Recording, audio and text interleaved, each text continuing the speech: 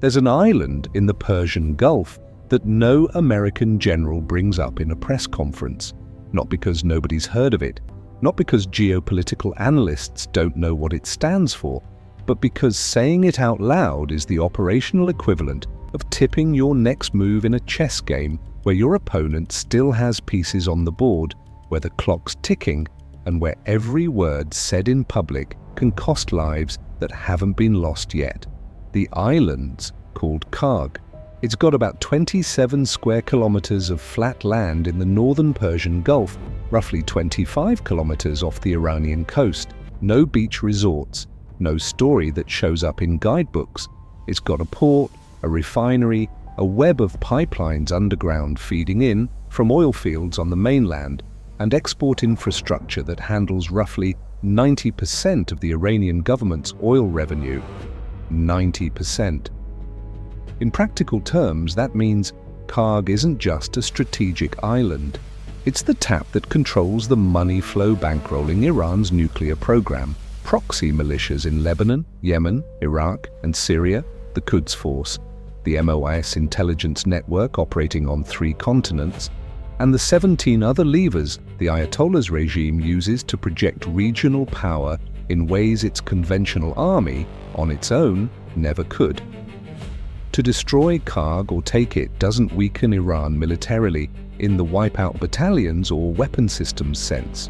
It cuts the financial oxygen for everything that makes it dangerous beyond its borders. In March 2026, Axios published what national security analysts called one of the biggest leaks of US operational planning since the months before the 2003 Iraq invasion. Citing active American officials and sources with direct access to Pentagon discussions, the story revealed that the JSOC planning chain, Joint Special Operations Command, was advancing 4 military options for what internal documents called the final blow, the knockout punch against Iran. Option 1 was invasion or blockade of Kharg. Option 2 was seizing Larak, the island that anchors Iranian control over the eastern mouth of the Strait of Hormuz.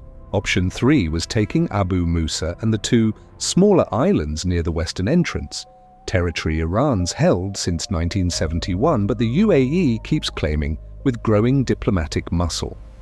Option 4 was a naval campaign to intercept tankers shipping Iranian oil on the eastern side of the strait, turning the informal blockade US.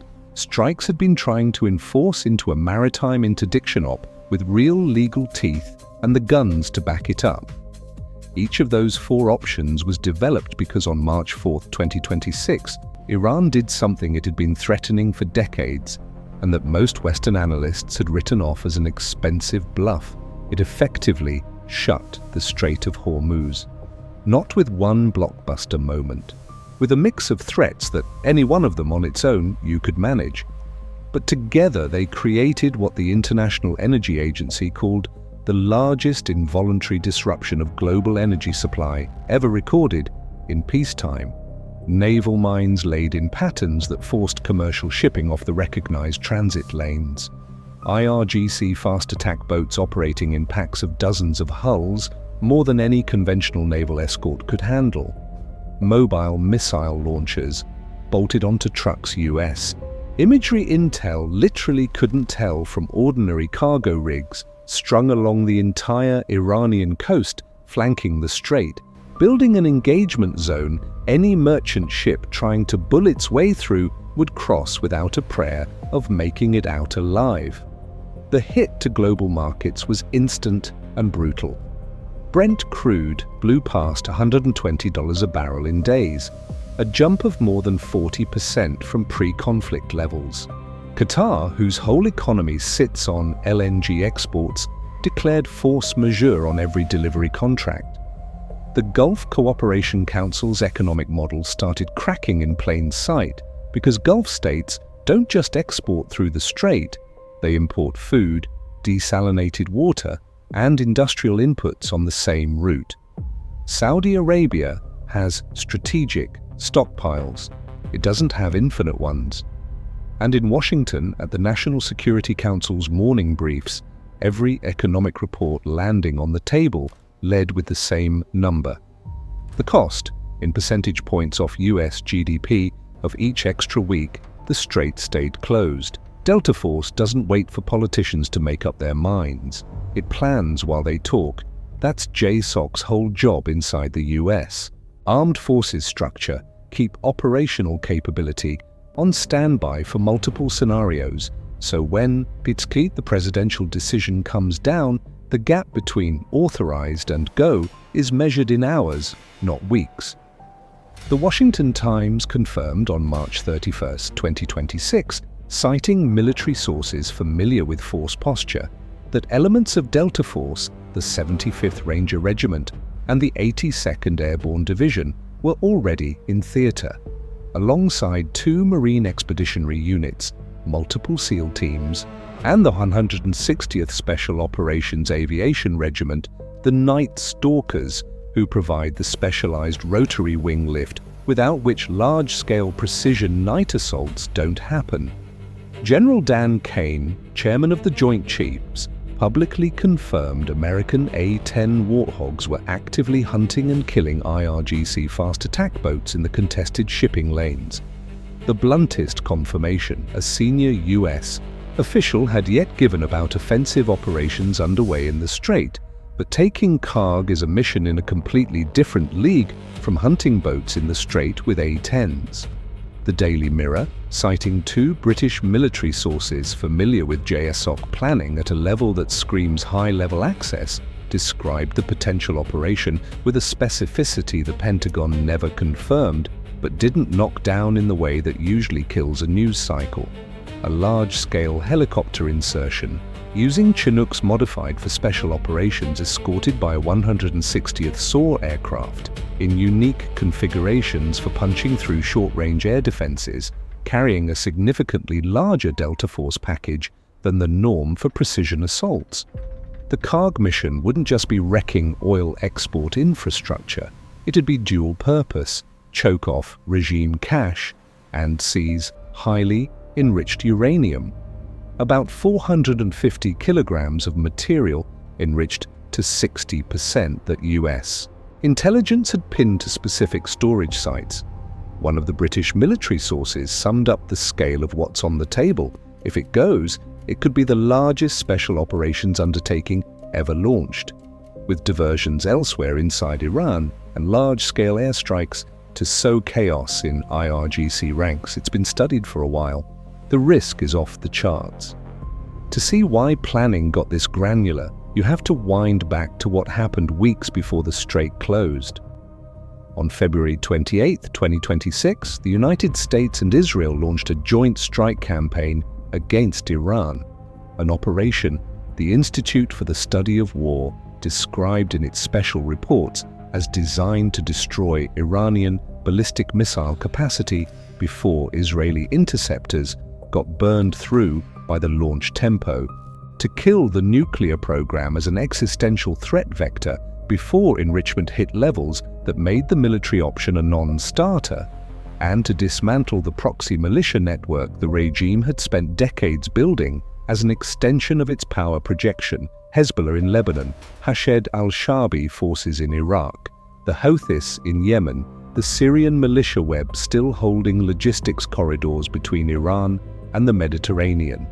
Hundreds of military targets were hit in the first 72 hours. But Iran didn't fold because Iran had trained for exactly this. What US planners found wasn't a centralized conventional army that craters when you take out C2 nodes. It was what the Institute for the Study of War called mosaic defense, multiple units under decentralized command with enough autonomy to keep fighting no matter what happened to the top brass. Launchers relocated every 72 hours, cheap drones thrown in volumes to bleed interceptors before higher-end missiles followed, a doctrine built specifically to deny a tech-superior adversary the ability to shut the threat down with surgical precision, and then the strait closure, which wasn't the desperate move of a regime about to come apart. It was the calculated play of a regime that had spent decades preparing for the moment US. Military pressure hit the point where escalation looked smarter than surrender. That's where Kharg logic becomes central to any outcome that isn't negotiation on Iran's terms or a long war with no clear win. The Quincy Institute for Responsible Statecraft ran a piece arguing limited ground ops on Iranian islands won't shift the war's balance, that taking Kharg without a full-force campaign leaves US forces holding hard ground under sustained fire from the Iranian mainland. The geography argument holds. Kharg sits 25 kilometers from the mainland, within range of pretty much anything the IRGC can field, and an American occupation force that close to Iranian bases would have to sustain constant air and naval defense against attacks the regime could keep up indefinitely at low marginal cost.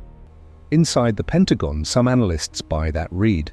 Others argue the opposite, that seizing Kharg paired with a credible threat to hold the island for good squeezes the regime financially in a way no round of sanctions ever has, because sanctions leak and Kharg is concrete. That tension between the option that might fix the problem and the scenario that might create a different problem, just as unsustainable, is the space Delta Force lives in while civilian and military planners argue on the Pentagon's upper floors and in the NSC corridors. The plans are done, the operators are in place, gears being pre-positioned down to the logistical granularity JSOC demands before any high-risk op. Fuel, ammo, exfil aircraft, air defense suppression, comms windows up the chain, contingency protocols for the most likely failure modes. What's missing isn't capability. It isn't planning. It isn't institutional guts from a force that's been through Mogadishu, Fallujah, ops in countries the State Department would rather not name in public. What's missing is the order, and orders like that, direct military action against the sovereign territory of a nation-state that can hit back in a region where one sloppy escalation can rope in regional and global powers. Don't come from generals. They come from presidents in one specific office in one specific building in Washington, after a round of conversations that fold in economic projections, intelligence assessments, diplomatic fallout, and the coldest possible political math about what the American news cycle looks like in the days and weeks after. Delta Force has trained for decades to be ready the moment that order lands. What no training teaches an operator to steer is the wait for the moment someone decides it has. If you want to grasp what's politically on the line for Trump in that decision, and why what he does about the Strait of Hormuz could define not just the Iran chapter of his presidency, but the whole legacy of his second term, this video's on your screen now. Subscribe if you want to stay inside the briefings NSC staff read at dawn, and that reach the public in fragments weeks later in the fine print under headlines that never have room for the full story.